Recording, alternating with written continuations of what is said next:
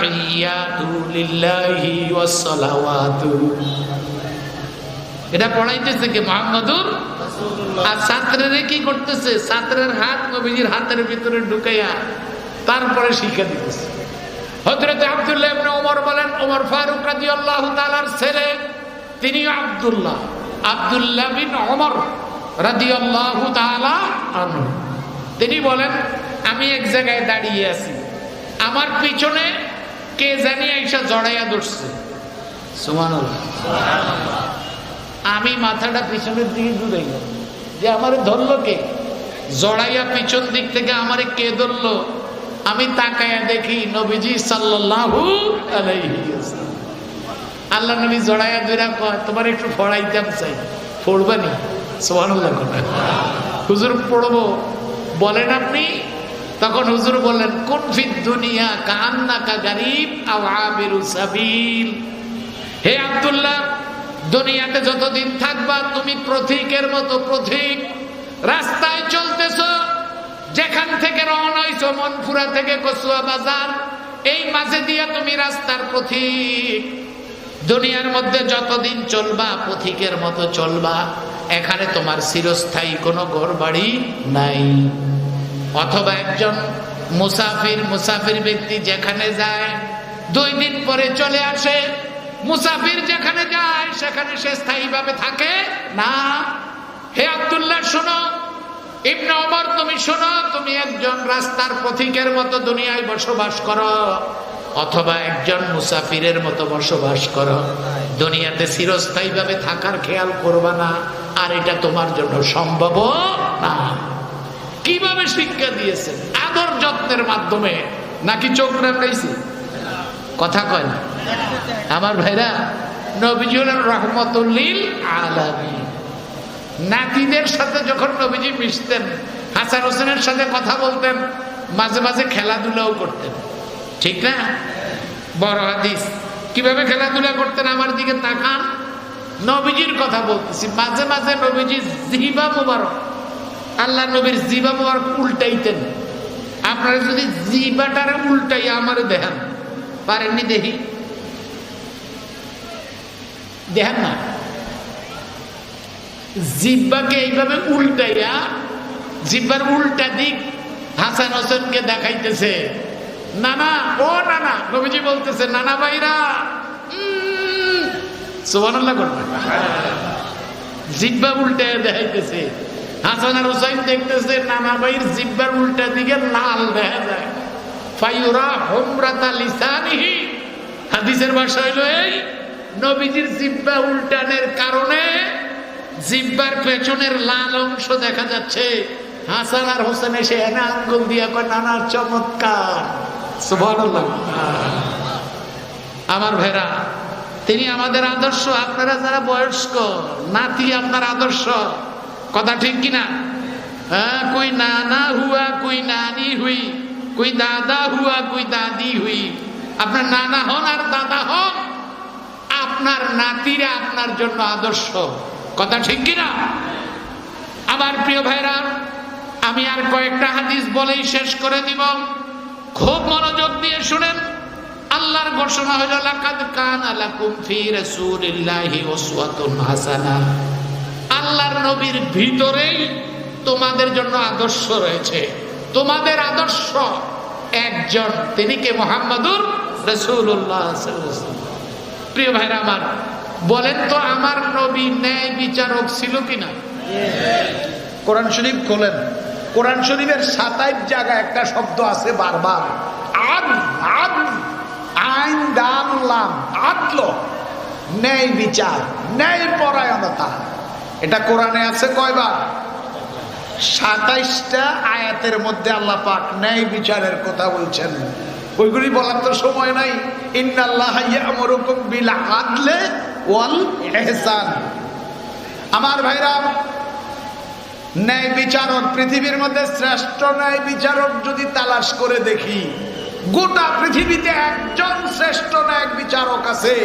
তিনি হলেন গোটা মানব জগতের শিক্ষক, মানবতার অহংকার, শ্রেষ্ঠ নবী, শেষ নবী মুহাম্মদুর রাসূলুল্লাহ সাল্লাল্লাহু আলাইহি ওয়াসাল্লাম। বিজয় দান করবেন কে? আল্লাহ। আমার প্রিয় ভাইরা, সেখানে মুসলমানরা বিভিন্ন ধরনের সঙ্গীত গাইলেন, যা বুখারী মুসলিমের মধ্যে আছে। বিসমিল্লাহি ওয়া বিহি বাদাইনা ওয়ালাউ আবাদনা গায়রাহু শাকাইনা আল্লাহুম্মা লা আইশা ইল্লা আইশাল আখিরা ফানজুর ফাগফির লিল আনসারি ওয়াল মুহাজিরা। আয় আল্লাহ তাআলা, আমরা আপনাকে বাদ দিয়ে আজকে যারা আসতেছে আমাদের উপর আক্রমণ করার জন্য, আবু সুফিয়ানের নেতৃত্বে 10,000, ওরা আপনাকে বাদ দিয়ে 360 দেবতার পূজা করে, আর আমরা একমাত্র ইবাদত করি কার? আল্লাহ। আপনার ইবাদত করি। আয় আল্লাহ, আপনি আজকে আমাদেরকে অসম্মানী করবেন না। নবীজিও দোয়া করবেন, আল্লাহুম্মা লা আইশা ইল্লা আইশাল আখিরা। আল্লাহর নবী ছন্দের মাধ্যমে গাইতেছিলেন, আয় আল্লাহ, আনসার মদিনাবাসী সাহাবী এবং মক্কাবাসী সাহাবী, আনসার আর মুহাজিরদেরকে আয় আল্লাহ তাদের শক্তি মনোবল বাড়ায়া দেন, ঈমানি শক্তি বাড়ায়া দেন, আর তাদের জিন্দেগীর গুনাহ মাফ করে দেন। সুবহানাল্লাহ। ওই সময় গর্ত হয়েছিল না? কথা বলেন না, গর্ত করছে না? 1500 বছর হয়ে গেছে গর্ত করা। এখন যদি আপনি যান মদিনা শরীফ, হযরতে সালমান ফার্সির বাড়িতে যাবেন। বাড়িতে নাই, ছোট্ট একটা ঘর আছে সালমান ফার্সির, আর ওখানে একটা মসজিদ আছে, মসজিদুল ফাতহে। আমি গেছি ওখানে, যায় দেখলেন যে পাথরের পাহাড়, বিশালভাবে পাথরের পাহাড় কাটা। এটা কাটছেন 5ম হিজরিতে, আজ থেকে 1500 বছর আগে। কিন্তু এখন আপনার মনে হয় 2 দিন আগে কেউ কাটছে। সুবহানাল্লাহ। আমার ভাইরা, এই যুদ্ধে কোন কাফেরের বাচ্চারা মদিনার ভিতরে ঢুকতে পারে নাই। মদিনাকে এবং মদিনার নবীকে, উম্মাকে, 300 মুসলমানকে সেদিন হেফাজত করেছেন কে? আল্লাহ। আরো আওয়াজ দিয়ে বলেন কে? আল্লাহ। এই সমস্ত সূরাতুল আহজাব মুসলমানরা যখন এই বিশাল বাহিনী দেখছে, তখন তারা বলতেছে, ক্বালু হাযা মা ওয়াদানাল্লাহু ওয়া রাসূলুহু। হে মুসলমানেরা, আল্লাহ আর আল্লাহর রাসূল যে ওয়াদা করছে ওই তো আসতেছে তারা। আমরা প্রস্তুতি গ্রহণ করো। আল্লাহর রাসূল ওয়াদা করছে তারা আজকে মদিনায় ঢুকতে পারবে না, আমরা ঈমানের সাথে লড়বো। আল্লাহু আকবার। আমার প্রিয় ভাইরা, এই আহজাব বিভিন্ন যুদ্ধের কথা কোরআনে কেন আসছে? যুগে যুগে মুসলমানদের বিরুদ্ধে কাফেররা, দুশমনেরা মুসলমানদের অস্তিত্ব নষ্ট করার জন্য চেষ্টা করবে। মুসলিম রাষ্ট্র, মুসলমানদের রাষ্ট্র, মাতৃভূমিকে ধ্বংস করার চেষ্টা করবে, আর মুসলমানরা এই ঘটনা পড়ে ঈমান তাজা করবে। কথা ঠিক না? এখনো যেখানে মুসলমানরা শহীদ হচ্ছে, মুসলমানরা কোরআনুল কারীম থেকে উৎসাহিত হচ্ছে, উৎসাহ গ্রহণ করছে। এই পবিত্র সূরা, একটু ভূমিকা রাখলাম, এটার নাম আহজাব কেন? পঞ্চবাহিনীর সূরা, বিশাল বাহিনীর সূরা। 5ম হিজরিতে যেই ঘটনাটা ঘটছিল, মদিনা রক্ষা করার জন্য নবীজি মদিনার চতুর্পাশে কি করছিলেন? খাল কাটছিলেন। আমার ভাইরা, যদি প্রয়োজন হয়, হতে পারে এই দেশের তৌহিদি মুসলমানও নিজের মাতৃভূমি হেফাজতের জন্য খাল কাটা লাগতে পারে। রাজি আছি তো? এরম আওয়াজ যদি আসে, ঈমান, ইসলাম, এই দেশের মাদারেস, মাসাজিদ, এগুলিকে হেফাজত করার জন্য কোন কঠিন ভূমিকা নেওয়ার আমরা কি রাজি আছি? আমার প্রিয় ভাইরা, এই পবিত্র সূরাতুল আহজাবের 21 নম্বর আয়াত আমি আপনাদের সামনে তেলাওয়াত করতেছি। মূল প্রতিপাদ্য বিষয়টা হলো, আমার ভাইরা, আমরা কারে দেখবো আর কারে মানবো? আল্লাহ পাক বলে দিলেন, আমার পক্ষ থেকে একটা উসওয়া, একটা কুদওয়া, একটা নিদর্শন তোমাদের কাছে পাঠিয়েছি, ওই কদওয়া, ওই নেতা, ওই আদর্শকে দেখে তোমরা জীবন পরিচালনা করবে। সেই আদর্শের নাম মুহাম্মাদুর রাসূলুল্লাহ সাল্লাল্লাহু আলাইহি ওয়াসাল্লাম। মুসলমানদের আদর্শকে মুহাম্মাদুর রাসূলুল্লাহ। কোন মুসলমানের আদর্শ? আল্লাহ রাব্বুল আলামিন বলেন, লিমান কানা ইয়ারজুল্লাহ ওয়াল ইয়াউমাল আখির ওয়া যাকারাল্লাহ কাসীরা। আল্লাহ বলেন, যারা আল্লাহর সাক্ষাতের আশা করে, আল্লাহর দিদারের আশা করে, পরকালকে যারা বিশ্বাস করে এবং বেশি বেশি আল্লাহর জিকির করে, তিনটা কাজ করে, যারা আল্লাহর সাক্ষাতের আশা করে, আল্লাহর সাথে আমাদের সাক্ষাৎ হবে না? হবে না? যারা আল্লাহর সাক্ষাতের আশা করে এবং পরকালকে বিশ্বাস করে, পরকাল আছে না নাই, এবং আল্লাহর জিকির করে, এই তিনটা কাজ যারা করে তাদের জন্য, এই তিন কোয়ালিটি সম্পন্ন মানুষের জন্য আদর্শ একজনের ভিতরে, তিনি মুহাম্মাদুর রাসূলুল্লাহ সাল্লাল্লাহু আলাইহি ওয়াসাল্লাম। আমার ভাইরা, আমাদের জন্য আদর্শ আল্লাহর ঘোষণা, কোরআনের ঘোষণা, কোন পীর আদর্শ নয়, কোন ব্যক্তি আদর্শ নয়। আমাদের জন্য আদর্শ মুহাম্মাদুর রাসূলুল্লাহ সাল্লাল্লাহু আলাইহি ওয়াসাল্লাম। আপনি যদি আল্লাহর হাবিবের জীবন চরিত অনুযায়ী, আল্লাহর নবীর আদর্শ অনুযায়ী, সুন্নাহ মোতাবেক জীবন পরিচালনা করেন, তাহলে আপনি সফল। জান্নাত দিবেন আল্লাহ পাক, দুনিয়ার শান্তি ভাগ্যে দিবে কে? আল্লাহ।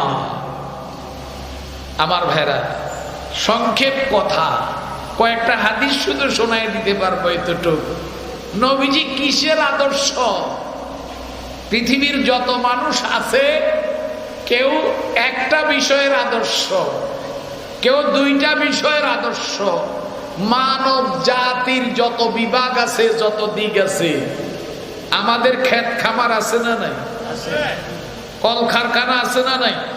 ব্যবসা বাণিজ্য আছে না নাই? পরিবার সমাজ আছে না নাই? ইবাদত আছে না নাই? লেনদেন আছে না নাই? কথা কয় না, সামাজিকতা আছে না নাই? আমাদের জীবনের যত দিক আছে, সব দিকের আদর্শ একজন, মুহাম্মাদুর রাসূলুল্লাহ সাল্লাল্লাহু আলাইহি ওয়াসাল্লাম। আরে ভাই, তরিকা একটাই, মুহাম্মাদুর রাসূলুল্লাহ তরিকা। মুহাম্মাদুর রাসূলুল্লাহ তরিকা ছাড়া যত ইজম, যত মতবাদ, যত তরিকা আছে সব বাতিল, এগুলির কোনো দাম নাই। আর মুহাম্মাদুর রাসূলুল্লাহর তরিকার সাথে যার মিল আছে, উনি ইয়েস, আমি তাকে সাপোর্ট করব। রাজি আছি তো? আমার ভাইরা, আল্লাহর রাসূলের মধ্যে আমাদের জন্য আদর্শ রয়েছে। আমরা যারা আল্লাহর প্রতি বিশ্বাসী, পরকালের প্রতি বিশ্বাসী, এবং যারা বেশি বেশি আল্লাহর জিকির করে, তাদের জন্য আদর্শ রয়েছে মহানবী সাল্লাল্লাহু আলাইহি সাল্লামের মধ্যে। নবীজির আদর্শ যারা মানবো না, নবীজির আদর্শ কি পরে বলবো, যারা মানবে না তাদের অবস্থাটা কি? দুনিয়ায় সমস্যা আছে না নাই? কথা কয় না। আমার ভাইরা, হযরতে মুসলিম শরীফের হাদিস, হযরতে সালমা ইবনে আকওয়া রাদিয়াল্লাহু তাআলা আনহু বলেন, ইন্না রাজুলান আকালা ইনদা রাসূলিল্লাহি সাল্লাল্লাহু আলাইহি ওয়াসাল্লাম। একজন ব্যক্তি নবীজির পাশেই খানা খাইতেছে।